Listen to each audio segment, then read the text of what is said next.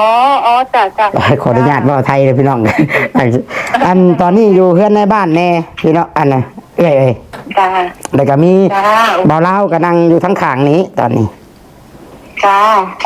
กาชีให้เอ้ยเว้ากับในบ้านเพิ่นเอ้ยอืมว่าเรื่องเล่าวเป็นจังไดตั้งแต่เริ่มต้นเนาะที่เอ้ยชงมาหาเบาเล่าหะนะว่าเป็นจังไดเอ้ยอธิบายสู่ผู้ใหญ่บ้านพังเด้อก็ตามนั้นแหละก็ตามว่าคุยกันนั่นล่ะให้เอาซื้อน้องมีต้องติ๊กลงไปสิโอเคบ่เพิ่นก็ว่าครับได้เฮาจะได้ส่งเงินไปไหนบัดนี้พ่อมือสิไปโอนไปซื้อดินจ่ายดินนั่นบ่าวลาวก็บอกว่าในฮักน่ะคนที่บ่ได้ออกเงินนำน่ะเนาะบอกว่าสิให้น้องโก้ยผู้เดียวก็เลยว่าเอาบ่าวลาวเอาอันนี้มาเบิ่งสิลองคุยกับเราเบิ่งก็เลยว่าจังซี่เนาะก็เลยคุยกันน้ำลายนั่นแหละบัดนี้เพิ่นก็บอกว่าซื้อน้องเขา2คนน่ะมันอยู่น้ำหนองแต่เบิดแล้วสั่นก็เลยว่าก็บ่เป็นหยังคืออยากให้เอาซื้อน้อง2คนให้พ่วงไว้ซื้อแต่หลักๆก็คือน้องโก้อยู่นั่นแหละก็เลยว่าจังซี่แค่พ่วงไว้กันไว้ซื้อมื้อใดมื้อนึงคันน้องบ่ถ้าสมมุติว่าอยู่บ้านหลังนี้บ่ได้คันเลิกบ่ได้อีหลีน่ะโดยก็เอาน้องอยู่แทนคนหายนั่นน่ะโดยแม่นบ่ล่ะโดยจุดหลักๆมันก็บ่ได้คิดอีหยังเป็นแสนะก็คืออยากให้น้องเขาอยู่นํกันนั่นล่ะคันว่ามื้อใดไปได้บ่ยืนเนาะก็อยากให้พี่น้องเขาปรองดองกันนั่นแหละความต้องเฮาน่ะเฮาบ่ได้อีหยังมากมายนะเอ้ยบัดนี้แหล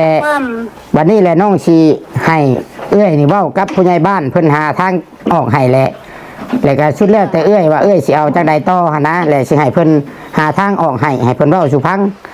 ว่ามันเป็นจังใดแต่ว่าส่วนของผู้ใหญ่ทางเว้าลาวเราว่า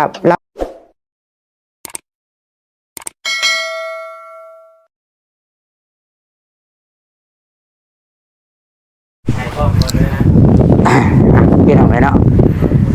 เปิดคลิปเปิดภาพมาตอนนี้เจ้าชิดได้เดินทางมาหาเพื่อนในบ้านอีกเทื่อนึงเพราะว่าเพิ่นก็ได้โทรมาบอกว่าตอนนี้เพิ่นได้เคลียร์เวียกเพิ่นแล้วเลยเนาะไปเอากระสิขึ้นมารวมกันเว้ากันให้ในบ้านเพิ่นหาทางออกให้สบายดีทุกท่านทุกคนเด้อพี่น้อง FCT นับถือและหักแพงทุกท่านด้วยความเคารพเนาะมาแก้ปัญหาช่วยกันปัญหาตัวใดมันแก้บ่ตกแตกกัน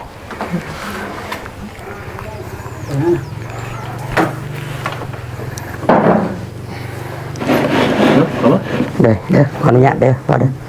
เต็มร้อยอยากกินขอบใจกินมาเลยได้กินอีกอ่ะพอยแม่นกันนอนหมดแล้ว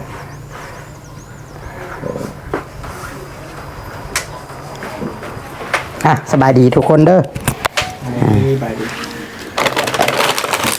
ทำงานอะไรเอาวะบามาให้ไป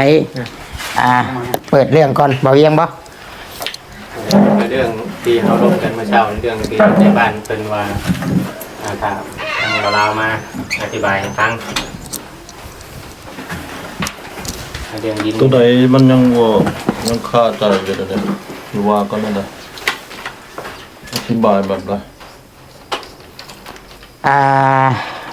เดี๋ยวเขาสิเริ่มก่อนเนาะเรื่องขอยกพังในนามที่ว่าเฮากะบ่ได้มาถ่ายหรือว่าช่วยเรือในจุดนี้ดอกแต่ว่าผู้ใหญ่เนาะผู้ใหญ่ที่เพิ่นฝากเงินมาให้เบาลาวมีส่วนเกี่ยวข้องเพื่อนให้เฮาต่างหน้ามาเนาะด้วยความเคารพนับถือหักแพงมาทางผู้ใหญ่บ้านพี่น้องแล้วก็ FC ทุกคนทุกกล้องเนาะบ่าวลาวนำแล้วก็บ่าวเวียงบ่าวลิก็เรื่องมันเป็นแบบนี้เนาะ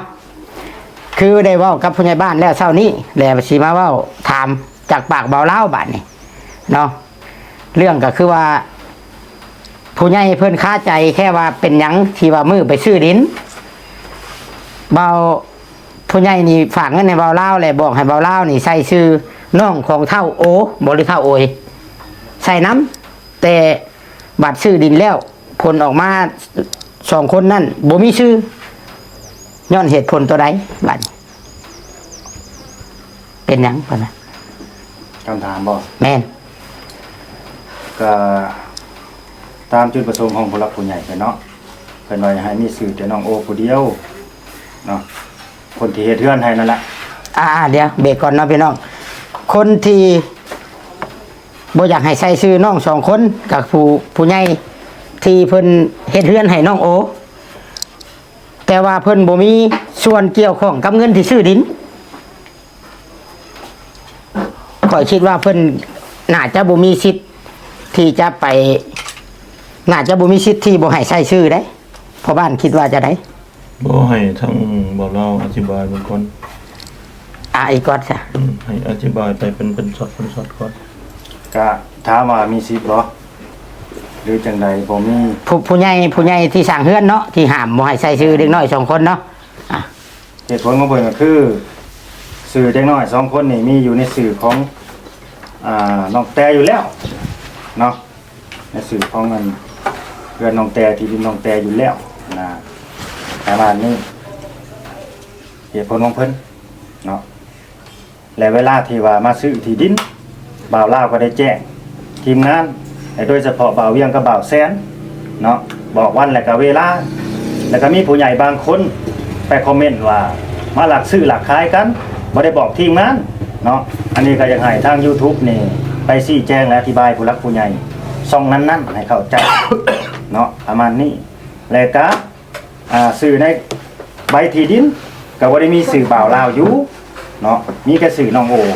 บ่าวลาวแค่เป็นพยานเนาะและนี่ก็อยากถามบ่าวตู้ซิดว่าผู้ใหญ่ทั้งใดเป็นคนว่ามีสื่อบ่าวลาวอยู่ในใบซื้อขายตาดินบ่าวลาวมีส่วนอธิบายเบิ่งดูนี่อยู่นี่หลักฐานอยู่นี่บ่ได้มีสื่อบ่าวลาวมีแต่สื่อน้องโอสื่อน้องโอก็เป็นสื่อใหม่อีกต่างหากเนาะเพราะว่าตอนนี้บ่าวลาวนี่ไปเปลี่ยนสื่อให้น้องเพิ่นแล้วสื่อกรพักเนาะทางในบ้านก็ลงไปแล้วนี่สื่ออยู่ในนี่เนาะนี่สื่อน้องโอคนเดียวบ่มีสื่อบ่าวลาวแต่มีผู้ใหญ่บางคนว่ามีสื่อบ่าวลาวอยู่ในใบซื้อขายนี้เนาะประมาณนี้คล้ายๆแบบว่ามายัดเยียดให้บ่าวลาวนะตัวนี้บ่าวตู้ซิดต้องออกมาอธิบายเนาะแก้ไขเนาะแต่ก็ขอโทษที่เห็นให้แบบ FC หลายๆคนนี่เข้าใจบ่าวลาวผิด อธิบายนี่ก็คือข่อยมาหาในบ้านกินนี้เนาะเพิ่นก็ว่าบ่าวลาวเป็นคนพาชื่อเนาะในบ้านแม่นบ่พ่อบ้านก็เว้าเนาะกินนี้เนาะ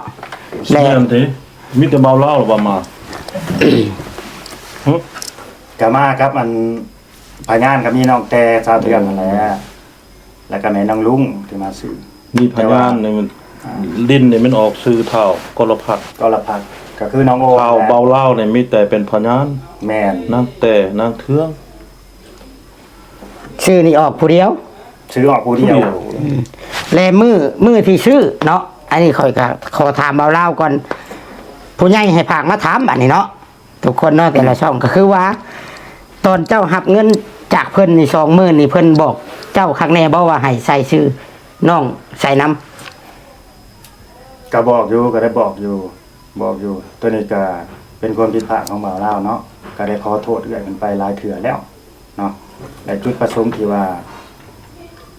เพิ่นให้เอาสื่อน้องโอผู้เดียวนี่ก็คือเหตุผลที่ว่าไปหั่นแหละเนาะเพิ่นอยากให้น้องโอได้ผู้เดียวแบบนี้นะเพราะว่าอนาคตข้างหน้าหลายย่านถ้าเกิดว่ามันสิมีปัญหากันถ้าเขามีครอบมีครัวอย่างประมาณนี้นะเหตุผลของแม่ฮักน้องโออันนี้เนาะ ส่วนเหตุผลที่บ่ใส่ชื่อน้องเนาะบ่าวลาวเนาะ แล้วก็อีกอย่างหนึงน้องสองคนนี่ก็บ่มีชื่ออยู่ในสมโนครัวเนาะบ่มีชื่อแล้วก็อายุก็ยังบ่ถึง18ปีอันน่ะก็ตามที่ว่าอันกับนายบ้านเพิ่นก็เว้าอยู่คือปัญหาตัวนี้เฮาเคลียร์กันจบแล้วเนาะพอเคลียร์กันจบแล้ว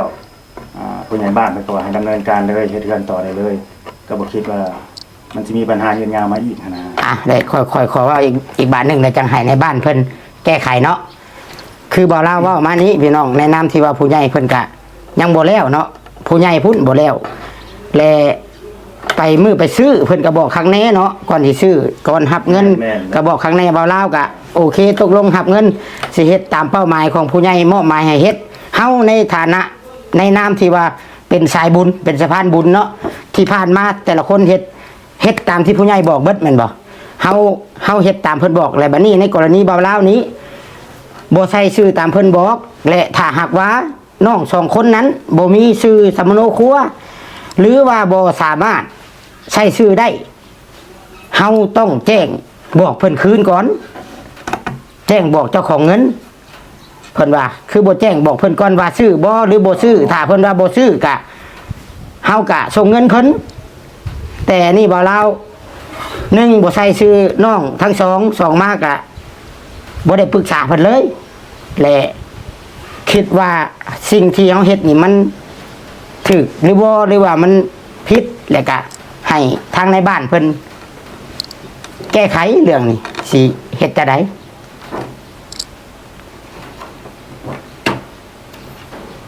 สิให้แก้ไขแนวใดแต่หน้าบ้านแก้ไขแนวใด เฮาเลยเอาตัวมันปณิปนอมกันได้ปณิปนอมกันพออยู่กันได้เอาแบบปณิปนอมกันซะแล้วเงินจำนวนที่ว่าทั้งนั้นเอามาหันมันเท่าไหร่ 20,000บ่ได้บ่ 25,000เฉพาะผู้ใหญ่2คนที่ว่าแบบว่า เพิ่นบ่พอใจเนาะ พอใจ เอาว่าสิซะ ฝ่ายบ่เข้าใจ แม่นที่ว่าเฮ็ดบ่ถูกตามเป้าหมายเพิ่นนั่นแหละ แต่ว่าคนอื่นบ่มีปัญหา อืม 2คนนี้ที่ว่าบ่พอใจเพิ่นจะคืนเงินก็บ่เอาบาทนี่ แม่นบ่เพิ่นคืนเงินบ่เอา เพิ่นจะคืนเงินแต่บ่เอา นนี้เป็นยังให้ไปพิมพ์โทรมาคุยอยู่นี่ได้ปะ ปัดเวลาเพิ่นนั่นเปลี่ยนใจบัดอยากเอาบาทนี่ ในส่วนเรื่องของข่อยนั้น ให้เบายังว่า มันแม่คิมเด้อเพิ่นกับเพิ่นแชทมาบอกนะในส่วนเรื่องของเพิ่นน่ะเพิ่นเอาเงินจำนวนที่ 5,000 น่ะแต่ว่าในส่วนเรื่องของไอ้พิมพ์นี่แล้วแต่ไอ้พิมพ์สิคุยกับชุเจ้าว่าเราเลยแต่ว่าในส่วนเรื่องของข่อยตัว 5,000 นี่แม่คิมนี่เราเอาแต่เราจะไปซอยคนใหม่ แม่คิมสิเอาบาทนี่ แม่น พิจารณาเอาพี่น้องเอ้ยแม่คิมสิเอา เงินคืน แต่ว่า ซอยครอบครัวที่ทุกข์ยาก เอาน้ำไผบาทนี่เงินจำนวนนั้นบ่าวลาวไปซื้อที่ดินให้น้องโอ ก็ต้องให้แม่ฮักของน้องโอผู้เฮ็ดเฮือนนั้นเป็นคนส่งเงิน โอ้ บ่ได้เอาน้ำบ่เล่าหรอก เพิ่นสิเนี่ย ผู้เพิ่นห้ามบ่ให้ใช้ชื่อน้องๆนั่นแหละเนาะเอา ต้อง ว่าสิซะ เอาน้ำแม่ฮักของน้องโอได้อันนี้น่ะ ปฏิปนอมที่สุดได้นี่เนาะ ว่าบ่ได้แม่นว่าเอาน้ำเจ้าได้ต้องเอาน้ำไปหาน้องโอบาทนี่ แม่นต้องให้เข้าใจอีกที เอาเราเป็นคนบ่ให้ใช้ชื่อได้บ่ลาว ว่าเรื่องของเรามันก็สิจบไปเราอะ ถ้าเว้าตามหลักแล้วเนาะอันนี้เฮาเป็นสายบุญน่ะซะเป็นผู้ใหญ่ใจดีใจบุญเด้อไผสิคิดแนวใดก็ตามแต่สิ่งใดที่เฮาทำไปแล้วเฮาทานไปแล้วเฮาสบายใจแล้วเฮาบ่จำเป็นสิไปเรียกร้องคืนพี่น้องในเมื่อมันก็ชัดเจนแล้วจุดประสงค์เฮาเอามาหาก็มาซอยเหลือคนทุกข์คนยากเฮาบ่ได้มาใช้โดยประโยชน์ส่วนตัวเนาะเงิน 20,000เอามาซื้อที่ดินให้น้องโอ้ยแล้วก็มีบางคอมเมนต์ว่าบ่าวลาวเอาเงินไปใช้ส่วนตัวจังซั่นจังซี่แต่ว่ามันบ่ถูกจุดประสงค์ของเพิ่นได้บ่ ก็แม่นบ่ถือก็แม่นอยู่แต่ว่าเฮาก็ ก็เพิ่นสิบ่แล้วอะนะ เด้อ ในเรื่องคอมเมนต์นี่เฮาเป็น YouTube เฮาเป็นคนของประชาชนซะ เพิ่นสิคอมเมนต์บ่ได้ก็บ่จักมันก็มีคนฮักคนชังนั่นแหละ ก็แม่นอยู่มีคนหาคนสร้างก็แม่นแต่ว่าเฮาก็สิ่งใดที่มันเฮาฮู้นะเฮาก็แจ้งผู้ใหญ่ไปแน่นะก็บ่ให้เข้าใจผิด มาแจ้งเด้อหนึ่งเด้อก็คือว่ารับอธิบายให้ฟังสมมุติว่าแจ้งไปแล้วก็คือแม่ฮักของบอโอนี่เราแสดงออกในคลิปเนาะในคอมเมนต์ในคลิปวันนี้เดี๋ยวเขาประทะกันในคลิปในคอมเมนต์นะอันนี้ก็บอกให้เพิ่นฟังนํกันเลยพอประทะกันในคลิปแล้วเฮ็ดให้การบ่พอใจบัดการบ่พอใจแต่ก็มันสิเป็นดราม่าขึ้นมาก็ผู้ใหญ่เพิ่นสิเรื่องของเรื่องก็เพิ่นสิบ่ยอมหั่นนะถ้าว่าทางนั้นก็เชยอยู่ทางนี้ก็เชยอยู่เรื่องมันก็สิบ่เกิดหั่นนะมันเป็นแบบนี้ได้พอบริเมนได้ว่า YouTube ไปบอกเพิ่นนั่นนี่นะบ่แม่นเพิ่นใส่กันเองได้ผู้ใหญ่นะเพราะว่าเพิ่นฮู้อยู่ได้ว่าไผเป็นไผในคอมเมนต์นะมันเป็นแบบนี้คำว่ามึงก็บ่เว้ากูก็บ่เว้ามันไผสิเว้าเนาะไผสิอธิบายออกมานะ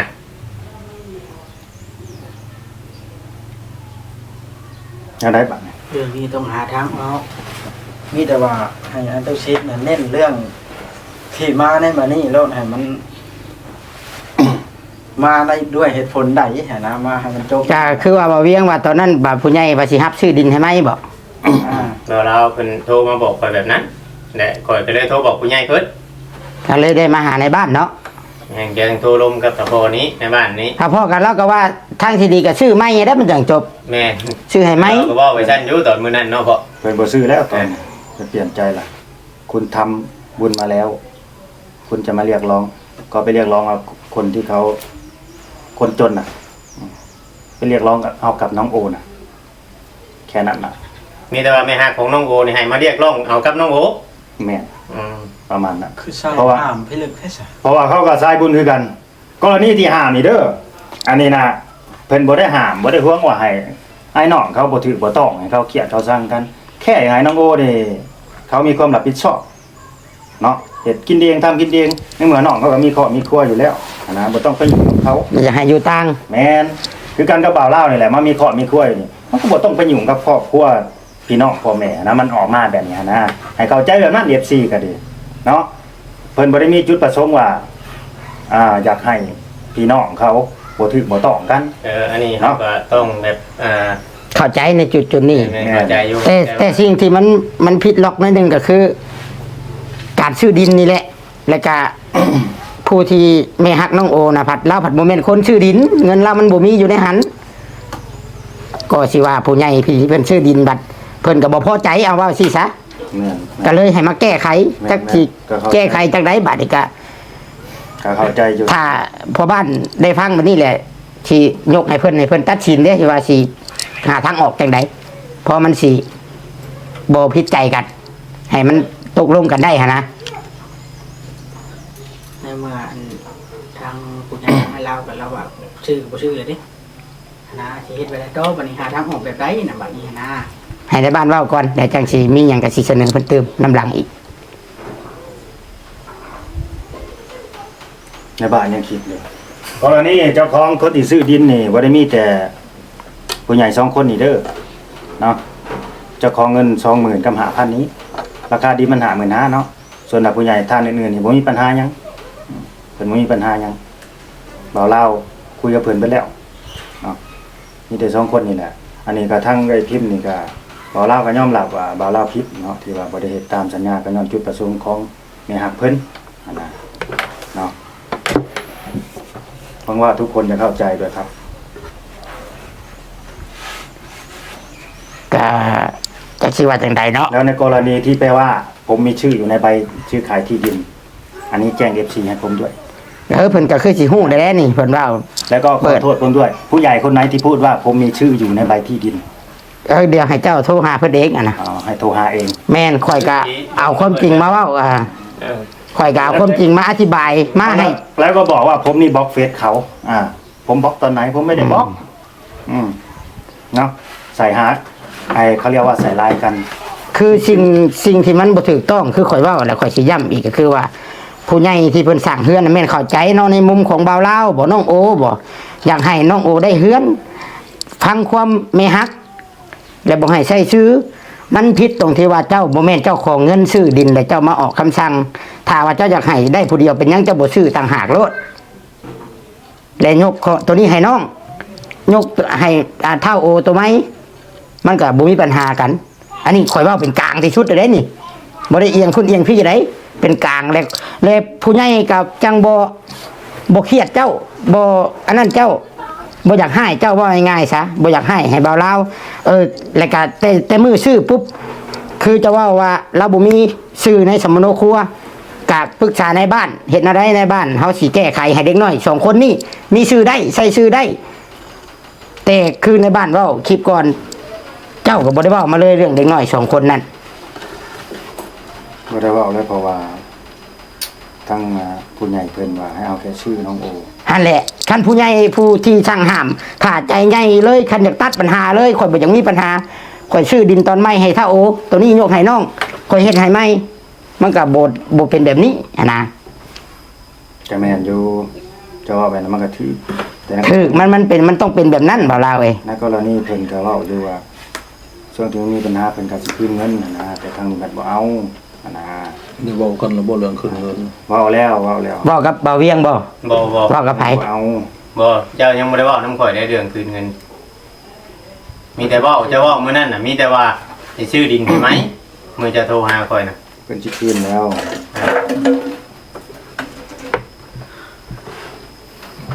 คุยกันให้มันละเอียดเด้อจังได๋ ก็ ก็หาทางออกแล้วแหละผู้ใหญ่บ้านหาทางออกให้แล้วจะเอาในใดสิแบ่งดินบ่หรือยังใดแบ่งออกไปบ่เงิน 25,000เหลือ 20,000บ่บ่เวียงว่าสิทอนคืน 5,000เด้ แม่น ก็เหลือ 20,000 ตอนคืน ก็แบ่งออกไป 20,000ให้มันได้ส่ำใดแต่ว่าเอาแทกเอาแบบนี้เพิ่นสิโอเคบ่บ่าวตุสิจำนวนเงินเพิ่นแค่ 20,000ก็ซื้อที่ดินน่ะสิปลูกกระตูกระต๊อบให้น้อง2คนอยู่หากระปุกอยู่หั่นหรือว่าแนวใดเพิ่นสิโอเคบ่ตัวนี้ สิแทกดินแบ่งครึ่ง แม่น มัน ได้มากเพื่อนได้เนาะ คันเว้าแบบนี้นั่นบ่ล่ะเอ้ยข่อยสิเว้าจังซี่ซะเพราะว่าถ้าว่าบ่มีผู้ใหญ่เงิน 20,000ที่เพิ่นเอามาโมะก่อนเพื่อเอิ้นหมู่มาสมทบกันน่ะก็บ่ได้ดินตอนนี้เลยคุณงามความดีเพิ่นมาตั้งรักตั้งฐานให้ ก็แม่น แม่นบ่ ก็แม่น และนี่แหละคือเฮาบ่เห็นหัวเพิ่นได้ความหมายแบบว่าเฮาเฮ็ดข้ามหน้าข้ามตาเพิ่นตั้งแต่เฮาสิเฮ็ดเฮือนเฮ็ดหยังมีแม่นเข้าใจผู้ใหญ่เพิ่นก็ดีได้ผู้เฮ็ดเฮือนบ่แม่นว่าข่อยว่าเพิ่นบ่ดี แต่เฮาต้องปรึกษากันย้อนว่ามันหลายคน แล้วเฮาสิพังผู้เดียว มันก็แบบนี้แหละปัญหามันตามมาคันว่าผู้เดียวนั่นซื้อเบิดทุกอย่างเงินเราทุกอย่างแม่นเจ้าสิสั่งเฮ็ดอะไรก็ได้ มันบ่มีปัญหาหยังเบิดทั้งนั้น อันนี้มันเงินหลายทางแหละเฮาสิเอาใจผู้เดียวความหมายมันบ่ได้เด้บัดนี้ดินบัดยกตัวอย่างว่าดินเล่าแล้วเฮาไปปลูกเฮือนใส่มันแบบนี้ได้ตัวอย่างตัวนี้นะแต่คือว่าแหละเนาะอันทางผู้ใหญ่ทางบ่าวลาวก็ตัดปัญหา ว่าให้ไปเอาน้ำน้องโอเฮ็ดจังไดบาดนี่พี่น้อง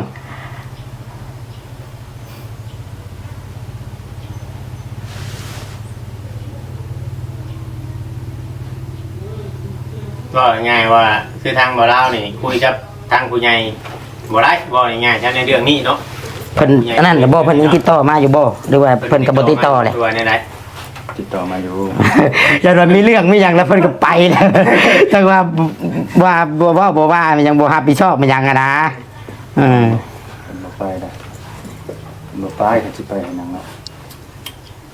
แต่เพิ่นว่าให้แก้ไขกันเองเพิ่นว่าสิบ่ ก็สิว่าแก้ไขกันเองบ่ก็คือบ่ลาว่าหั่นนะนั่นได้เพิ่นก็บ่ยอมนะมีแต่สิแบ่งที่ให้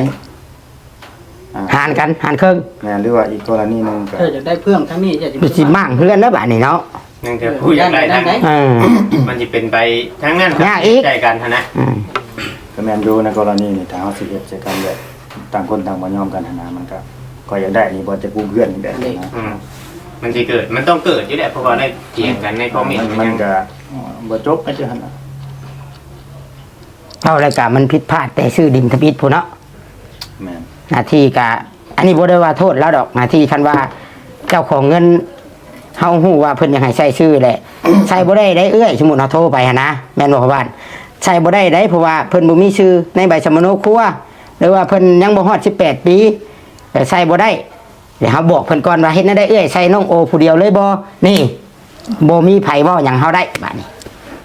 อันนี้บ่ลาวบ่ฮู้จักบ่ฮู้กฎหมายอีก บ่แม่นว่ากฎหมายดอกบ่ลาเอ้ย บ่ฮู้ว่า คือเฮาต้องปรึกษาเจ้าของเงินน่ะนะ เขาแจ้งก่อนนะ ถ้าแจ้งเพิ่นว่าห่วยมันทีแรกคือว่าแหละมันจังผลเสียมตามมาแบบนี้แหละ ขอความคิดเห็นผู้ใหญ่บ้านนี่ดู เนาะในทางในบ้านเป็นตัดสินมา แต่คือเจ้าสิเอาลูกบ่ ก็ลองว่ามาเบิ่งลองเสนอมาเบิ่ง มันโมเมนต์ใช่เจ้าเดี๋ยวนี้มัน ถามผู้ใหญ่ว่าต้องโทรถามเพิ่นบ่บ่ มั ล่ะ มันบ่ได้มีส่วนเกี่ยวอยู่แล้วมาพั ทาง งนี้ข่าวบอก โทรถามมึงไอ้พิมพ์ บ่ เนาะ ขอปรึกษาเป็นเรื่องใด ผู้ใหญ่นี่บ่ผู้ใหญ่บ้านนี่บ่ ผู้ใหญ่บ้านนี่ เอาความคิดขอความคิดเห็นน้ำลาวก่อน เนาะ ว่าจังไดหาทางออก มันจัง ใดแบบ ก็ตัวข่อยบ่อยากได้ยินเนี่ยแท้คือว่ามั่งเฮือน มันสิบ่ได้อยู่แล้วมากเฮือนน่ะ ถือว่าโพดเนาะ มันเกินปานใดทำให้คอมเมนต์ใหญ่ขึ้น มันแล้วเลยเนาะ มันแล้วเลยจะมากเฮือนบางค่านี่ก็มันบ่จะเข้าท่าปานใดมันแล้วเนาะโอ้มันนี่ส่วนเหตุและผลของพระเจ้าเนาะมื้อนี้ขอยจังฮู้ชัดเจนว่ามันมาแบบใด เดี๋ยว ทั้งที่ว่าดินข่อยนั้นมันก็ซุ่มซื่นอยู่มันบ่ได้มีปัญหาพี่ซะ มันปัญหาอยู่นำคน ผู้พามาซื้อ แล้วข่อยก็คันว่าสิส่งคืนเงินคืนก็บ่เอาจักสิเฮ็ดได้ เดี๋ยวเดี๋ยวนี้เนี่ยเพิ่นเอาแล้วบ่เวียง ใช่ของเฮาน่ะเอาอยู่ แม่น เพราะว่าเพิ่น บ่ได้อันตัวส่งเงินคืนนี่ตัวนี้ข่อยก็บ่ได้คุยว่าเรื่องส่งเงินนี่ พอเพิ่นแชทมาบอกว่าเรื่องของเราน่ะเพราะว่ามันมีปัญหาในการปะทะกันในคอมเมนต์แหละเรื่องของเราน่ะขอแค่เงินคืนน่ะเป็นเรื่องของไอ้พิมพ์น่ะแล้วแต่เพิ่นสิคุยกันของเฮาน่ะคืน 5,000บ่ง่ายซะเพิ่นบอกนะ แล้วเพิ่นก็อยากล้มน้ำมาแหละปะตอนนี้ เพราะเฮาก็เว้าตามจุดประสงค์ของผู้ใหญ่ได้นี่ ถือว่า แม่น ผู้ใหญ่ทั้งบ่เวียงนี่แล้ว ใน แล้ว จำนวนเงิน 25,000น่ะมันมี2คนบ่ แม่น สองคน 2คน หรือว่าให้ท่านในบ้านเพิ่นคุยกับเบอร์ทีมโดยตรง ลอง ผู้ใหญ่คุยกันบ่ กดบ่ ผู้ใหญ่คุยกัน ผู้ใหญ่เนาะ หาลือเบิ่ง บอกของบ่เวียงบอกโทษก็ได้ของเจ้า เจ้าได้ของข่อยมันบ่อยากมีสัญญาณ ให้ผู้ใหญ่หาทางออกเบิ่ง แม่น ก็คือว่าแล้วเฮากับอีตนเด็กน้อยผู้มันได้เฮือนฮะมันก็เป็นตาอีตนจังเฮ็ดให้จะพากันจุดประสงค์ดีทั้งเบิดละบาด เบิดกูคนหั่นแหละที่ว่าถ่ายก็บ่แม่นว่านั่นดอกถ่ายก็จะให้ได้ให้หยังนั่นแหละ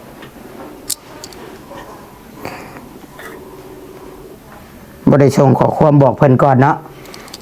อยากจุดเลยดิ โทรเลยอยากสิหับหรือบ่ได้อย่าระบบหับได้บัดนี้ ถ้าหากอยู่แล้วเราพอเจ้ามาคุยเบียดแล้วเนาะ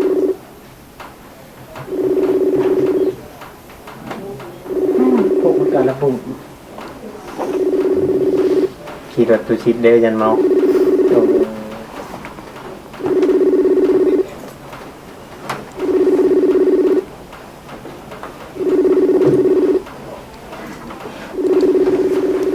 มันเพิ่นนอนบ่ช่วงในเวลานี้จะม่วงเวลานี้อยู่บน ตอนเช้าได้ บ่ อยู่อันประเทศอันสังกอร์สวีเดนบ่สวิตเซอร์แลนด์นี่แหละ พี่ดินเห็นไหม สิซ่ากว่าเฮาเวลาอยู่พุ่นอาจสิแบบว่านอนตอนเช้าแน่ก็มีเด้อ เนาะ บ่แม่นเราอยู่ไทยเนาะ บ่ เพิ่นอยู่ต่างประเทศได้หับแล้วอันนั้นสวัสดีครับพี่ ตอนนี้ถ่ายคลิปอยู่นะครับ อ๋อจ้ะ ขออนุญาตว่าไทยเลยพี่น้อง อันตอนนี้อยู่เพื่อนในบ้านแน่พี่น้องอันน่ะเอ้ย จ้า แล้วก็มี จ้า เบาเล่าก็นั่งอยู่ทั้งข้างนี้ตอนนี้ จ้าก าชีให้เอ้ยเว้ากับในบ้านเพิ่นเอ้ย อืม ว่าเรื่องเล่าวเป็นจังไดตั้งแต่เริ่มต้นเนาะที่เอ้ยชงมาหาเบาเล่าหะนะว่าเป็นจังไดเอ้ยอธิบายสู่ผู้ใหญ่บ้านพังเด้อ ก็ตามนั้นแหละก็ตามว่าคุยกันนั่นล่ะให้เอาซื้อน้องมีต้องติ๊กลงไปสิโอเคบ่เพิ่นก็ว่าครับได้เฮาจะได้ส่งเงินไปไหนบัดนี้พ่อมือสิไปโอนไปซื้อดินจ่ายดินนั่นบ่าวลาวก็บอกว่าในฮักน่ะคนที่บ่ได้ออกเงินนำน่ะเนาะบอกว่าสิให้น้องโก้ยผู้เดียวก็เลยว่าเอาบ่าวลาวเอาอันนี้มาเบิ่งสิลองคุยกับเราเบิ่งก็เลยว่าจังซี่เนาะก็เลยคุยกันน้ำลายนั่นแหละบัดนี้เพิ่นก็บอกว่าซื้อน้องเขาสองคนน่ะมันอยู่น้ำหนองแต่เบิดแล้วว่าซั่นก็เลยว่าก็บ่เป็นหยังสิอยากให้เอาซื้อน้องสองคนให้พ่วงไว้ซื้อๆแต่หลักๆก็คือน้องโอ๊คอยู่นั่นแหละก็เลยว่าจังซี่แค่พ่วงไว้กันไว้ซื้อๆมื้อใดมื้อหนึงคันน้องบ่ถ้าสมมุติว่าอยู่บ้านหลังนี้บ่ได้คันเลิกบ่ได้อีหลีน่ะ โดย ก็เอาน้องอยู่แทนพ่อหายนั่นน่ะ โดย แม่นบ่ล่ะ โดย จุดหลักๆมันก็บ่ได้คิดอีหยังเป็นแสนะก็คืออยากให้น้องเขาอยู่นํกันนั่นล่ะคันว่ามื้อใดไปได้บ่ยืนเนาะก็อยากให้พี่น้องเขาปรองดองกันนั่นแหละความคิดของเขาน่ะเขาบ่ได้ อย่างหนักไปนะ เอ้ยบัดนี้แหละ ความ บัดนี้แหละน้องสิให้เอ้ยนี่เว้ากับผู้ใหญ่บ้านเพิ่นหาทางออกให้แหละแล้วก็สุดแล้วแต่เอ้ยว่าเอ้ยสิเอาจังใดต่อหั่นนะแล้วสิให้เพิ่นหาทางออกให้เพิ่นเว้าสู่ฟังว่ามันเป็นจังใดแต่ว่าส่วนของผู้ใหญ่ทางเบาเล่าเราว่าเราบ่รับผิดชอบแล้วตอนนี้หั่นนะ เบื่อหาที่สอบเรื่องหยัง เรื่องเกี่ยวกับทุกอย่างนั่นแหละ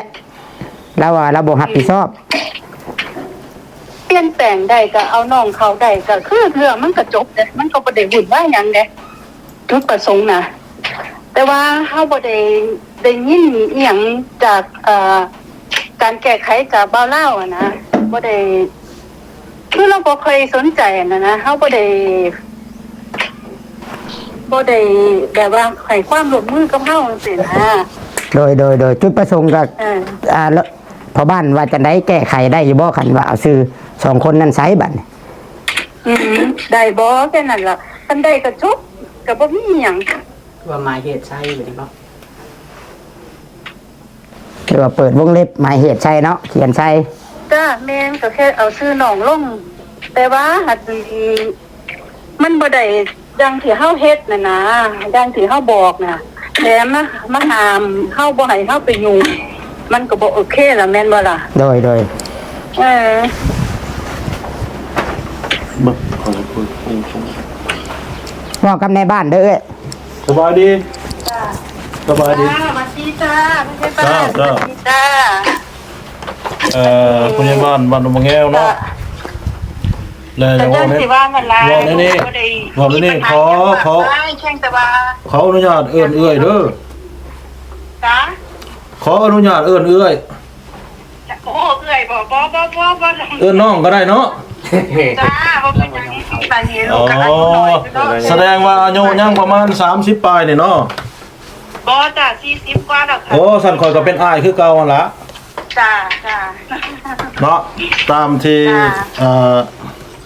ทางเจ้าเว้ามาทางโทรศัพท์เลยคอยก็นั่งฟังแล้วก็ตั้งใจฟังอยู่ จ้า เนาะคือในกรณีเอา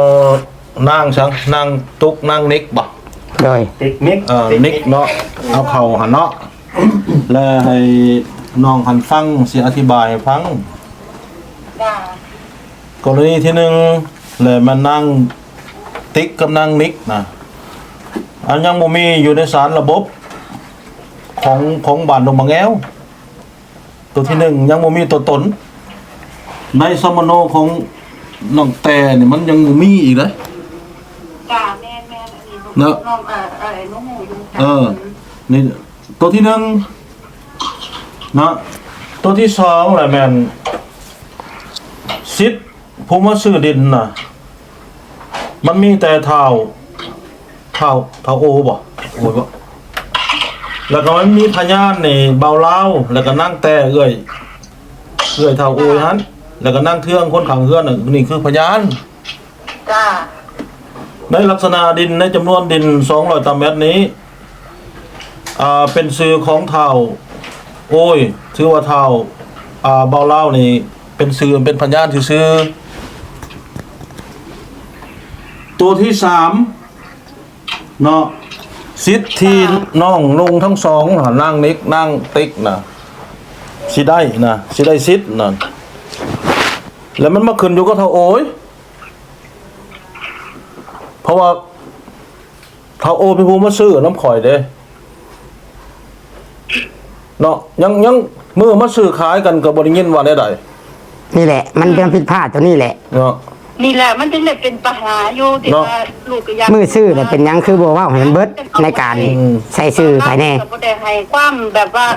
ละเอียดอธิบายให้เฮาฟังน่ะนะ อืม ก็คือเพิ่นบอกว่ามันก็ตามคลิปที่นายบ้านเว้าเอาก็อยากเว้ากับนายบ้านเบิ่งอยากคุยกับเพิ่นเบิ่งจุดประสงค์มันเป็นแบบใด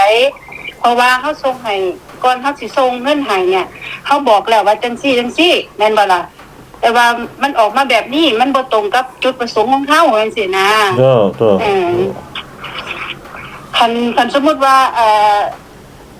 สมมุติว่ามันเข้าบ่ได้อีหลีตั้งแต่แรกน่ะน้องก็จะบ่ส่งเงินให้นะก็เลยบ่อันนี้นะ จ้า เพราะว่าบ่ได้มั่นใจในน้องโอว่าเพิ่นสิ เพิ่นสิหยุดเลิกเรื่องมื้อนั้นได้อีหลีบ่ที่เอาน้อง2คนนี่พ่วงไว้ถ้าเกิดมื้อใดมื้อนึงเพิ่นเลิกบ่ได้อีหลีเนี่ยเพิ่นมั่วอีหลีแบบคือพ่อว่าเนี่ยเนาะที่ว่า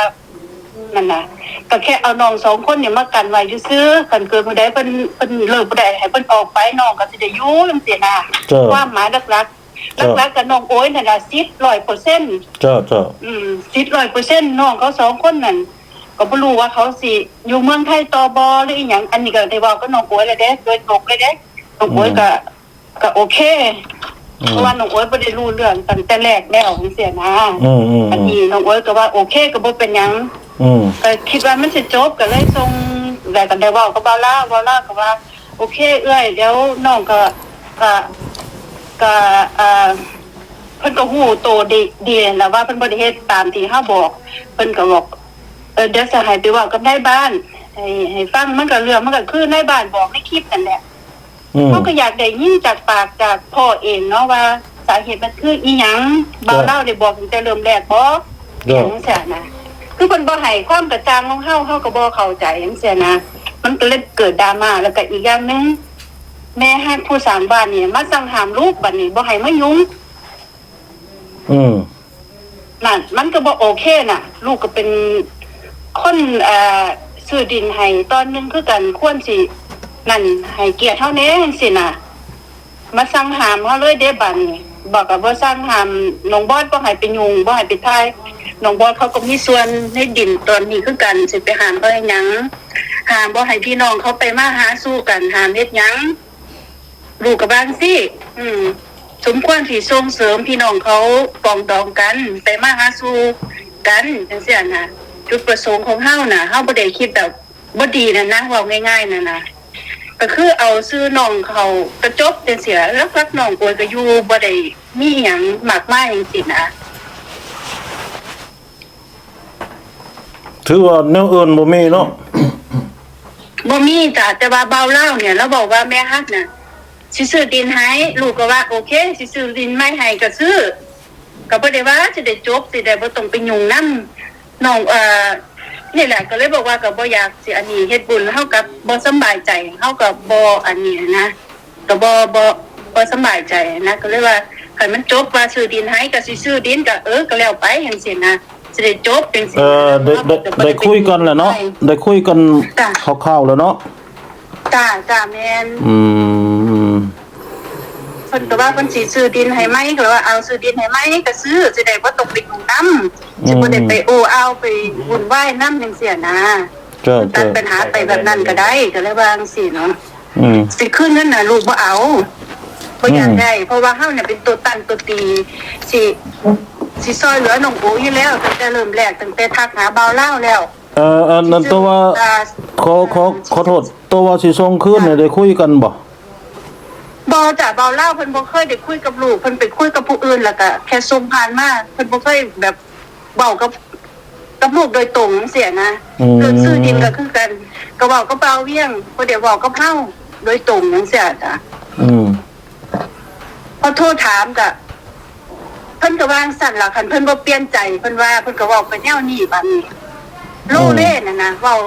บ่เป็นผู้ใหญ่อ่ะนะสมมุติว่าสมมุติว่ามันเฮ็ดได้มันก็ไปกันนั่นยากๆแล้วซ้ำแก้ไปทั้งปลายนี่สมมุติว่าเพิ่นซื้อดินให้นี่สิเอาบ่สิแล้วบ่ก็แล้วจ้ะเพราะว่าเฮาจะบ่ได้ไปยุ่งแล้วเอาซื้อน้องโอ้ยได้บัดนี้สิเอาซื้อเด็กน้อย2คนนั่นบัดนี้ตัดปัญหาไปเลยบ่ให้เพิ่นมายุ่งคันสมมุติว่าน้องเพิ่นยังเด็กน้อยอยู่เพิ่นอยู่พุ่นก็เอาซื้อพ่อมารับรองแล้วก็ให้YouTube น่ะเขียนเป็นนำว่าบ่ให้ขายพ่อน่ะแค่มาเซ็นรับรองซื้อพ่อน้อง2คนนั่นเขารู้ล่วงวุฒิภาวะแล้ว18แล้วจังค่อยมาอันนี้นั่นแก้ไขไปอันนั้นลูกก็โอเคลูกก็บอกแต่แรกแล้วสินะเขาซอยจุดประสงค์ก็อยากให้เพิ่นได้ดีขึ้นมานั่นล่ะเนาะให้โอกาสน่ะนะจ้าก็บ่อีหยังดอกแต่เริ่มแรกยังก็อยากสิสร้างบ้านให้เพิ่นตอนนี้เห็นแม่นางว่าสิขายดินให้เพิ่นก็บอกบ่เล่าอยู่ว่าไปถามเบิ่งก็พบเป็นปัญหามานี่ล่ะก็เลยให้ไปหาบ้านหม่องใหม่แล้วก็ได้นี่แหละ ก็เลยว่าเอาเบาเล่าเปิดสมทบเบิ่งดูสิได้เอาเงินมาสร้างบ้านให้น้องนี่อีกอย่างหนึงสิได้บ้าเปิดโอกาสให้ผู้อื่นเพิ่นได้เฮ็ดบุญนำจังซี่นะบ่แม่นแบบโอ้ยข่อยใจใหญ่ใจโตเฮามีอยู่เรื่องนี้น่ะแต่ว่าเฮาอยากให้ผู้อื่นน่ะมีโอกาสนำจังซี่นะก็บอกเพิ่นตั้งแต่แรกแล้วเด้ถึงบ่มีแม่ฮักก็เฮ็ดให้ได้คือกันเพราะว่าเฮาก็กษัตริย์เฮาก็บ่ติดต่อไปนะ เจ้า อืม เนาะเขาเข้าใจแล้วบัดนี้ จ้าขอโทษขออภัยในบ้านนั้นเด้อจ้าลูกก็บ่ได้แบบอยากมีปัญหาหยังเพราะว่าเฮาบ่ได้คำอธิบายที่ดีจากเบาเล่านะได้ให้ทุกซิดนี่แล้วมาเป็นตัวเชื่อมให้คุยกันให้ เจ้าเจ้าเจ้าเจ้า โอเคเอ้ย ได้เลยเอ้ย จ้า ขอบใจเอ้ย โอเคเนาะ จ้ะ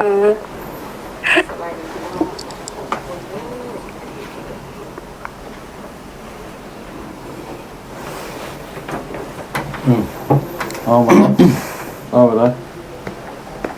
เขาจะเข้าใจละ ให้พ่อบ้านยกให้ก่อนเนาะเอาบ่เพิ่งว่าหยัง แม่น เพิ่นเข้าใจเลยเด้ เป็นโยนมาหาในบ้านได้เลยเนาะ บ่ต้อง เขาก็เข้าใจเลยเด้เขาก็เข้าใจคือเจ้าได้เดี๋ยวนี้ ซื้อ นะ ดินน่ะเราบ่ซื้อแล้วเด้อเราบ่ซื้อแล้ว บัดนี้ทางนี้บ่รับผิดชอบแล้วบัดนี้นะ อืม คือว่าปัดนะ ซื้อดินน่ะบ่ซื้อแล้ว คือว่าปัดแล้วจะให้น้ำเอาน้ำจันโอ้บัด โอ้นี่บ่ บ่ ๆเพิ่นรู้ โอ้นี่ว่าโอลิ บ่บ่เกี่ยวเด้ ชื่อว่าซื้อดินเพิ่นก็บ่ซื้อแล้วเนาะบ่ซื้อแล้วเนาะเอาซื้อแล้วเนาะ เอาชื่อเขา ต้องวงเล็บเขาหัน เอาชื่อสองคนนั่นเขา ฉันนั้น จบเรื่องจบข่าว แล้วผู้ใหญ่ทั้งมันเบาเล่าเด้ไปนี่ ก็บ่มีสิทธิ์ห้ามเด้ของคันว่าเราอยากห้ามเราก็รับผิดชอบ จังแล้วเที่ยวมันเป็นปัญหาว่าคันเอาวงเล็บเขาทั้งนั้นก็สร้างม่านเพื่อนหนี่ไปพุ่นเลย ชุดของเราน่ะเนาะ อ่า เราอยากมั่งชุดของเราแล้วเราเป็นคนเฮ็ด แม่นว่าอะไรบ้าง เกิดขึ้นปานนั้นนี่แหล้ว เดี๋ยวยังให้ เมื่อก่อนคือว่าให้เราเมื่อปรึกษากับแม่เราก่อนบ่ให้หักเราก่อน บ่ได้ เอากี่ข้านมาหลายเทื่อนี่เว้ย ให้แล้วเลยเนาะเขียนสิ่งนี้สิบ่ได้บ่เพราะว่าวงเล็บแต่เราแล้ว คือจะมาเห็ดเนาะ ถามเพิ่นก่อนวงเล็บใช้แต่ว่าเพิ่นก็บ่แม่นว่าสิเซียนผู้เดียวได้เด้เนาะพ่อเนาะคณะมันหลายได้การแทกดินแทกหยังมันก็หลายคนเด้เลยไปสิได้ปรึกษาร่วมกันอีกเด้ วงเล็บบ่ได้ดอกผู้ต้องถามน้องโอผู้ยินยอมบ่สิไปเฮ็ดบ่การบ่ได้นะ ไปแท้น่ะ บ่ได้ดอกเราบ่มีสิทธิ์ดอก มันเป็นเงินของผู้ใหญ่ มันผิดพลาดแต่ตั้งแต่ที่แรกแต่ชื่อที่แรกผู้เราเอาสิทธิ์ตัวนี้มาว่าบ่ได้ดอก โมเมนต์เงิน อืม โอ้ มันเป็นเงินเรา เงินจากน้ำผักน้ำแดงแล้วน่ะบ่มีไผสิ อืม เอาให้บ่มีไผสิโชว์น้ำจน เพราะนั่นน่ะก็ถือบ่แม่นเงินน้องโอ แต่ว่าสื่อในใบสื่อภายน่ะสื่อน้องโอบ่ได้มีสื่อผู้ใหญ่ใจดีแต่ละคนเด้ ชื่ออยู่แต่เจ้าเป็นคนเฮ็ดเด้สุดท้ายก็ควบผิดกับมันเป็นน้ำเจ้าเด้ก็ว่าคือพังมาน่ะได้เบาลาวเอ้ยฉะนั้นต้องแก้ไขเฮาสิว่าบ่ได้คันน้องโอว่าบ่ได้ก็บ่ได้บ่ถือ เขาเป็นผู้ใหญ่เขาต้องบอกเขาเนาะ รับผิดชอบเลยเด้เจ้าได้รับผิดชอบ เงิน เอามาซื้อใส่ซื้อได้สิโยนให้ว่าแล้วแต่น้องโอบ่ได้คันเงินเราคือบ่เวียงเว้าแหละไผก็เฮ็ดหยังบ่ได้ ทำให้บ่ได้ครับ ขายก็เราจะขายก็ได้ผู้ใหญ่เองก็ยังโทรมาเว้าเองกับในบ้านเด็กอะเจ้าเองก็ยังยอมรับว่าแม่นเพิ่นผู้นี้ฝากมาให้เจ้า แล้วมันผิดนี่ผิดแล้วเพิ่นก็เว้าคืนมาได้มันผิดจุดประสงค์เลย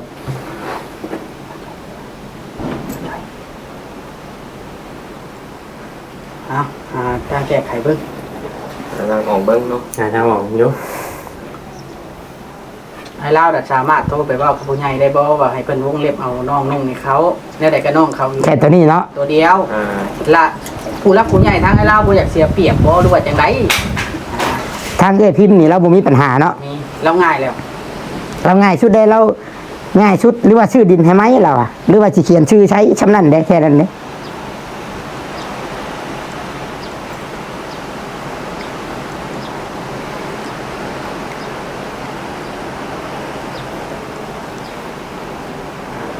ในลักษณะจากที่มาทางในทีมเว้าเนี่ยแปลว่าเล่าเป็นผู้ออกเช่นตั้งต้นแล้วบ่อยากให้ภายมาเบ่งอำนาจนะอยู่ในดินตอนที่เราออก เอาก็แม่นความว่าแล้วคันเราบ่แบบเดียวกับเฮ็ดผ้าป่านี่แหละเนาะคันบ่มีเจ้าภาพก็มันก็งานนั่นก็บ่เกิด